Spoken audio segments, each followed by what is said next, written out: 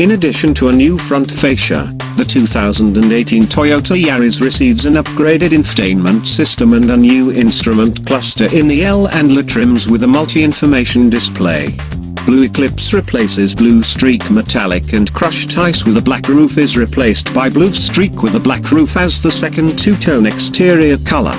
Both fall closer to the affordable end of Toyota's lineup, but while the Yaris feels like it's built to a price, the Yaris EA feels like a good value.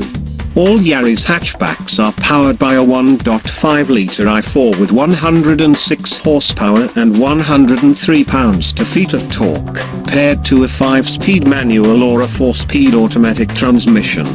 There's 15.3 cubic feet of cargo space behind the split folding rear seats in the 2-door variant or 15.6 cubic feet in the 4-door model.